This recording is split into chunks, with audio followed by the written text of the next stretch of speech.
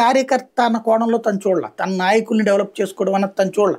అది అసలు ఏనాడు చూశాడని ఆయన తన నాయకులకు ఈ 5 ఏళ్లలో ప్రతి నియోజకవర్గానికి ఒక నాయకుడిని పెట్టి ఆ నియోజకవర్గాలకి ఓ 10 సార్లు ఈయన తిరిగి ఉంటే ఈ పార్టీకి తెలుగుదేశం వాళ్ళని బతిని ఆడుకోవాల్సి వచ్చేది.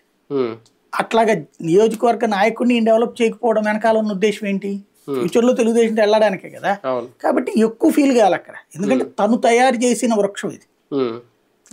తన తన తన వృక్షం కింద ఉన్నటువంటి చిన్న మొక్క పవన్ కళ్యాణ్. కాబట్టి ఇట్లా చూడండి, ఇప్పుడు చూడండి ఎంత సింపుల్ గా నరసాపురం మీ దగ్గర సరైన క్యాండిడేట్ ఎవరు లేడండి, మీరు ఎవరో పేరు చెప్తున్నారు, అతనికి అంత 10,000 కూడా రావండి ఓట్లు, అతనికి అంత సీన్ లేదు. అదే మనకి సుబ్బారాయుడు అనుకోండి, ఓ 50,000 ఓట్లు అతనే సొంతగా తెచ్చుకోగలుగుతాడు. పవన్ కళ్యాణ్ ఓ పని చేయండి, ఎందుకు మీ దాంట్లో చేర్చేసుకోండి అతన్ని. ఓకే, మనకు మంచి బలమైన నాయకుడు సుబ్బారాయుడు గారు వస్తున్నారు, వచ్చి ఈయన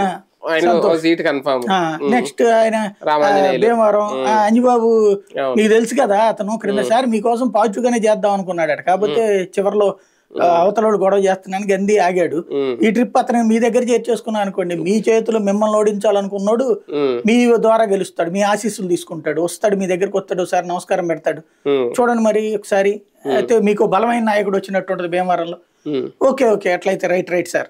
ఇప్పుడు అట్లాగే తిరుపతి కూడానంట కిరణ్ రాయలు వీళ్ళని కాకుండా ఇంకొక ఆయన ఎవరో తీసుకొచ్చి, అంటే డబ్బు ఉన్నటువంటి వాళ్ళు మీకు వస్తారు, మీరు కనుక నా మాట